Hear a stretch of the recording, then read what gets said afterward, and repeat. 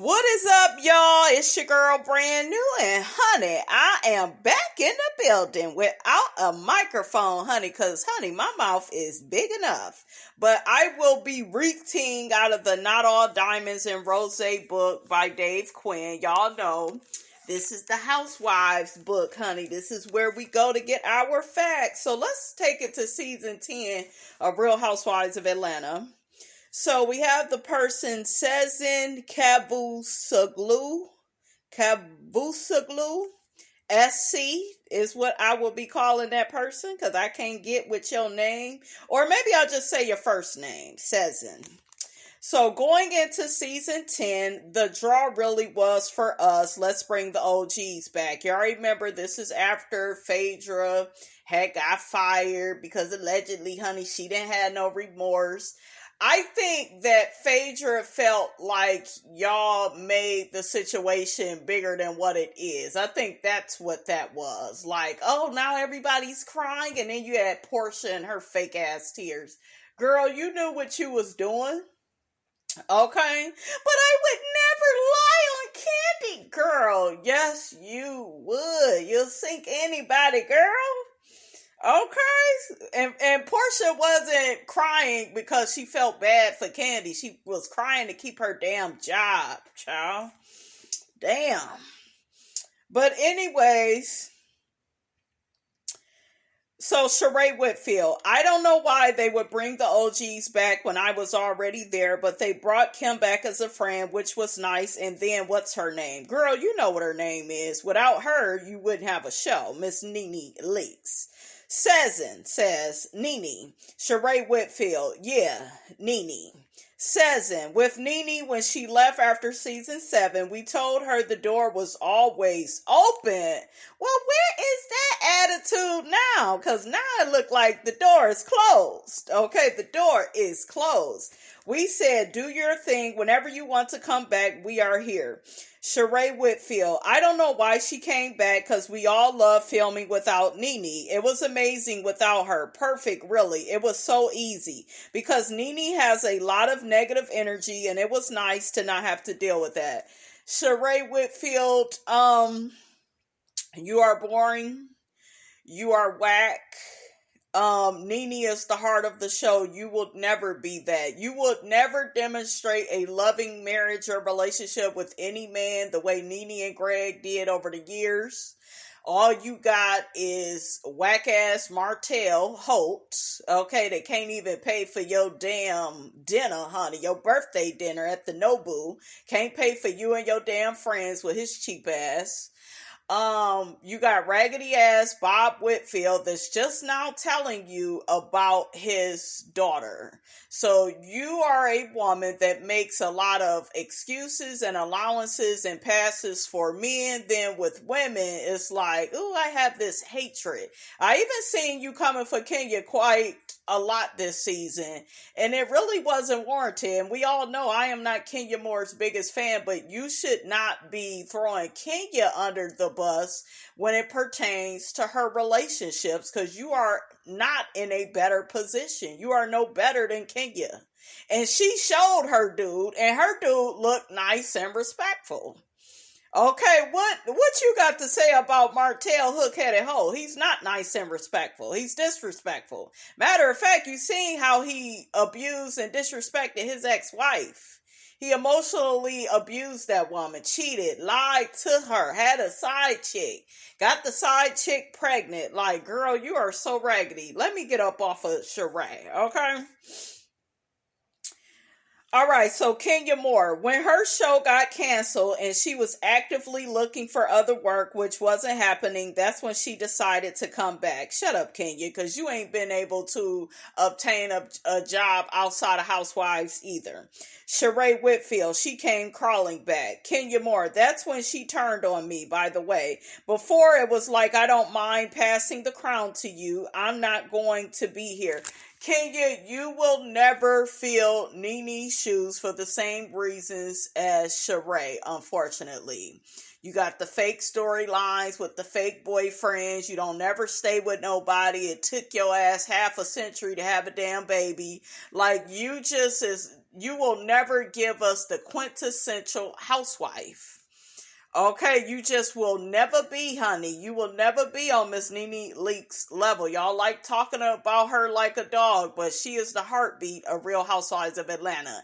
And right now, you bitches is on the Titanic and the show is struggling. Y'all got all these recycled ass storylines from the past that we are over. Girl, we are bored, Miss Kenya Moore. Okay, like you're not really bringing a lot to the show either. So, yeah, they need to shut up, you guys. Y'all know it's Team Nene over here. Ain't no shame in my game. But yeah, she can't pass no crown to you, Kenya. And this is not Miss USA. Ain't no damn crown. It's one queen. Okay, and that queen had a husband, had the children, had the businesses, the work ethic. She had all the things that y'all just did not have all of those things. You got to kind of be the show. You know how Jackie Christie is to basketball wives? Like, Jackie Christie is a basketball wife. She got the kids, the husband. She's been able to maintain for some years. And like all of that says a lot about her. Crazy or not, we know Jackie is crazier than a damn bedbug. But at least she got that going. You ain't got shit but this fake ass storyline of what? You and Mark still getting a damn divorce. Damn Cynthia done got married and divorced within the time you done been with Mark, girl. So, girl, make it make sense. Okay? Kenya Moore, I'm not going to be here. Go have at it. Be down here with these reality stars. I'm over here in Hollywood.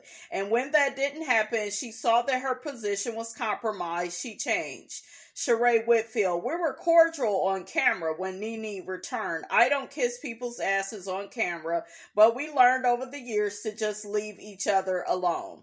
Andy Cohen, it felt like we were getting the old gang back together. As a fan of the show, just the idea of all of them in the same room together felt unprecedented. Cynthia Bailey, when Kim came back, in my opinion, it was almost like you were starting over with a clean slate. Cezanne, we missed the friendship between Kim and Nene, and it looked like there was a door open where we could find a way back there. Obviously, it didn't happen like that. Sheree Whitfield. The problem, once again, was Kim hanging out with Sheree. Nene couldn't take it. Cynthia Bailey. And Kim wasn't interested in us at all. When you come back, you have to recognize that you've been out of the house for a while. You can't come back and disrespect the house just because your room has been taken. Exactly. Kim's trashy ass didn't bring nothing but her solo cups, and she had Croy, who was filing for divorce for the second time. Croy, stop being a damn simp and get the damn divorce. And quit all that weak ass shit you over there doing. You are over there in debt with Kim and her wig, honey. It's time to let it go. Okay, let it go, Elsa. But yeah, all Kim did, hell, Kenya got Kim's ass together. I will give Kenya that. She dragged her ass. What she said? You selling your daughter? What did Kim say? Who does Brielle got to blow for John Legend tickets? She shouldn't have said that. Because Kenya dragged that ass. Okay, like Mama Joyce, I'ma drag your ass up and down the street. Okay, but yeah, Kim is just trashy. She's delusional. But there is, I don't give a damn what nobody say, there is racism at Bravo because they allowed Kim to do the least, and she didn't go on any trip. She was still able to keep her, tardy for the party show. She was still able to appear on Real Housewives of Atlanta and get that check. See, these black women, they can't do all of that. Nene can't do all of that. She got to film and go out of town and work like a slave, work like a dog, and the rest of the black girls on here. That's why they was all complaining. Okay, but yeah, so the stuff that Nene spoke out about, it was very real. It was very true. Just look at Kim Zolciak and how they allow her to carry on. I think Croy even allegedly threatened the network with a gun or something. And look, she was still able to keep her show, stay on the show. Like, child, make it make sense, okay? Okay, so Sezen says every friendship you've seen fall apart on Housewives has to do with the show. Every single one. Somebody gets more famous than the other, or somebody is more popular and the other one catches up to her. We all see it all the time. Jacqueline and Teresa, Bethany and Jill, Leanne and Deandra. That's what happened to Nene and Kim. Nene, the one who started first, Sheree Whitfield. We showed up to her house party and she was going, and I can't believe Sheree brought Kim to my house when she wasn't invited. But Nene knew I was coming to her house with Kim. We were taping. But fans don't realize that. So that's like, yeah, that was shady of her to bring her to her house. This is why it's hard to be on the show. Fans started thinking a certain way. You can't say Nene knew. The producers told her you have to take the beating and hope that they hurry up and forget about it. Lauren Escalin. Nene did not know Kim was coming to her house. See, Sheree, how your ass just to be lying and then people got to clock your teeth. That was very risky because Nene could have reacted very badly, but she didn't. She was very gracious and welcoming. Croy even came in with Brielle and joined Greg and Brent. Cynthia Bailey, for whatever reason, nobody really was feeling Kim except Sheree. And then that didn't work out for Sheree because we were looking at her like she was crazy for not acknowledging the fact that Kim was being out of line with everybody. Carlos King. Sheree by that point has made a housewife. Had been made a housewife. She was a friend of in season 8. Then in season 9, I rallied for her. I told the network I really want Sheree back full time. I don't know why you did that because she ain't really bring nothing. I want her to be a housewife. She delivered and she got some great personal story and she's capable of handling it full time. And I was right because she came back in the season and she was fantastic, and by season 10 she became the bone collector. Sheree, that was your undoing because the ladies picked up from what I watched on that season 10 reunion. This is Candy, this is Nene, this is Portia. They picked up on the fact that you was not really their friend. You didn't really connect with them, but you was running and telling the girls what, you was running and telling everybody business. Okay, that's what you were doing. That's what you was committed to doing. And girl, you play the game the wrong way each and every time, Sheree. Like Nene said, girl, I can help you. You need to get on the right team. I can help you. I'm your girl. I'm your girl. What's that at the season 4 reunion, honey? Okay, I love that. So Cynthia Bailey. The problem was Sheree forgot to collect the biggest bone of that year. Now, how you go be the bone collector and do that? The bone in question was a video of Kim's daughter shot during a visit to Nene's house, which showed a bug crawling in the reality star's bathroom. Kim showed the video to Sheree during a night out, claiming that Nene had roaches, but Sheree kept quiet about it. Later, Kim sent Nene the clip while questioning the cleanliness of Nene's home, sparking the biggest battle of the season, as well as claims that Kim was racist. And what did Kim ever say about racism? I don't see color. I don't trust nobody that claim that they don't see color. We all see color. Okay, stop that bullshiggity, Miss Kim. Sezen says the women were split. Nene felt like the Roach comments were were racially motivated. There were other people in the cast who knew Kim and did not necessarily think so. Cynthia Bailey. I personally have never had any interaction with Kim where I felt as though she was being racist to me. Now, I've definitely heard that she's done and said things to other people over the years, but she's always been very nice to me. says, we always look to our housewives to lead the way in these sort of discussions. If a group of black women say that they felt something someone said was racist or racially motivated, I don't think it's up to us to argue otherwise. We have to honor that and hear that and accept that. Our position always is, if there are these grievances, they need to be aired out and hashed out in a way that's hopefully constructive and can help change some of the behaviors moving forward. That's why we wanted to get into it at the reunion. I don't believe that. I don't believe that, because y'all wouldn't have continued to treat Nene in a poor manner. Like when she told those cameramen don't go in her closet, and they did so anyways. Like, come on. Like, y'all were just disrespectful. When Nene complained of the unfair treatment and the why am I getting 6 episodes, why did it get to that point? Because y'all wanted to use that. This is what people will do, you guys, when they want to push you up out your spot. They will use anything you say and do, use it against you and gaslight you to get you up out the way. Okay, that's what people do. That's what they do in the workplace all the time. If they want, let's say you have a complaint against HR, not a complaint against HR, but a complaint against another employee. You complain, and if they like that employee, or if that employee or boss or manager is white, and they see more value in that person than you, then you done went from complaining on that person to anything you say or do, they're going to use it against you, try to get you in trouble, and now it'll be you that's the big troublemaker instead of the first initial complaint, which is you complaining about the boss or manager that harassed you. So ask me how I know. I've lived it. That's what they do. Okay? That is what they do. Sheree Whitfield, you guys didn't even get to see the half of it. They were being so horrible to Kim and bad to me because I was trying to protect Kim.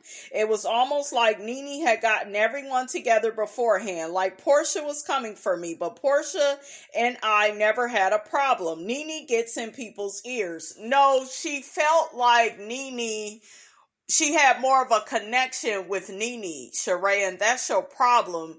And that's why I'm not buying all that fake ass crying you doing in season 15, because you don't really care about nobody but yourself. You had a party for your grandbaby that was really about you. Her sip and see, it was really about you. And you outdid yourself when it came to that. But with She by Sheree, your own business, honey, you don't want to spend no coins on that. So there, you lack integrity, Sheree, and your character. I don't give a damn what you or anybody say. You lack integrity.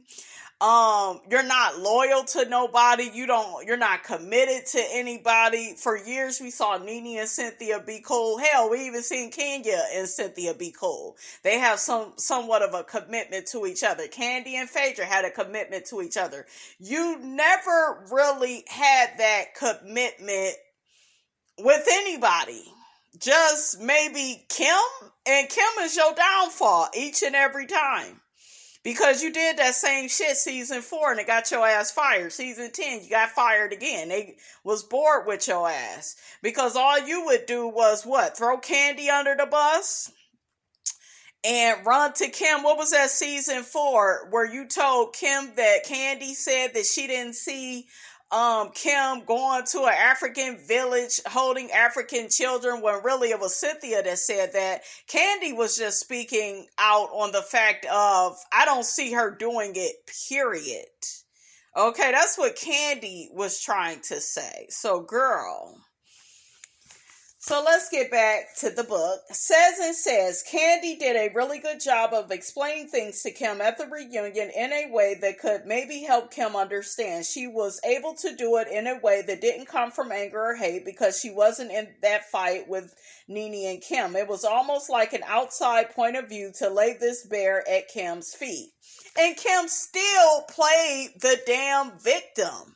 And that is something that a lot of toxic white women do. It's not all of them, right? But some toxic white women, they don't want to be accountable for their actions. They don't want to be responsible for their actions. So what they will do is they want to cry.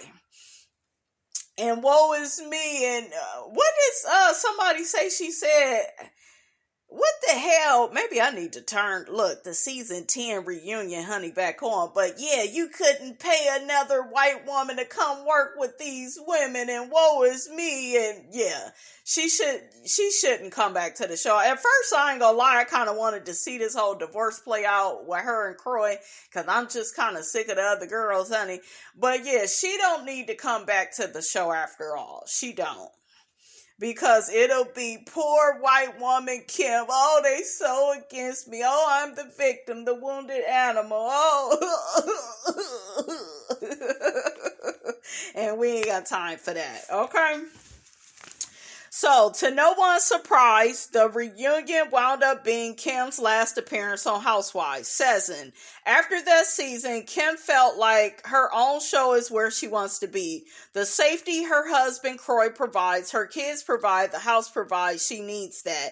Don't Be Tardy has a very different flavor than Housewives. It's basically a half-hour family comedy. Housewives, you're getting Kim Zolziak. Don't Be Tardy, you're getting Kim Bierman. And Kim's return to Housewives in season 10 reminded her which Kim she wants to be. Cynthia Bailey. I still don't know what Kim's strategy was, but she just came in very negative, like guns blazing for no reason. She was clearly coming for Kenya, which no surprise, a lot of people come for Kenya, but she was saying shady stuff about all of us. Andy Cohen. I just remember Croy yelling at me in the bathroom after the reunion, telling me I didn't protect Kim enough or focus on enough positive things that had happened to her that season on the show. I sheepishly said, where there was really nothing positive, well, there was really nothing positive to focus on. I remember him saying that. It was the only time during the whole run where I ever felt like I was going to get punched. I thought, this is it. Dude, there are so many housewives and husbands who are tired of your shady shit and you're about to get your reckoning. What I'm relieved and I didn't know at the time was that Croy had a gun with him that day. Ding, ding, ding. Okay. Georgia is an open carry state and production made him leave it in the car. It ain't about Georgia. It's just unprofessional. It's just, it was not necessary. Who the hell else is coming up in there with a gun? I'm pretty sure if Peter would have came with one, Greg, Nene, and Cynthia would have been fired. Y'all gave that white woman way too much favoritism. And you know it, Andy. Season. I have to say, in a perverse way, it gave us closure on the friendship and closure on Kim that we didn't get when she left in season 5. It felt like a very definitive end to Kim and Nene's friendship. Unfortunately, Kim wasn't the only one to leave Real Housewives of Atlanta that season. Sheree's time as a housewife was over again. Sheree Whitfield. They asked me to come back in to season 11, but as a friend. You could come back as a friend again, and when the season gets going, you may end up being a housewife. You can always be upgraded. And I said to myself, do I need to prove myself again? Because I've already proven myself. Evidently you didn't. You keep getting fired, bitch. They fired you season 4. They fired you, no, not for season 4. You shot season 4. You was fired for season 5, 6, 7. You wasn't even on the show, like, when it was really good. Okay? So, girl, Sheree, they don't, like Nene said, they used you. And that's why your ass got with Martell Hook-Headed Hope, because you was desperate. And you was. I said it. Okay, so Sheree says, because I've already proven myself, if you don't want me to be a housewife now, after everything I brought to the table, then we don't need to do this. And right behind Sheree came another shocking Real Housewife of Atlanta exit. After 6 seasons as a housewife, Kenya Moore was MIA. Okay, so we will continue this, you guys, in another video. Okay? Don't forget to like, comment, and subscribe.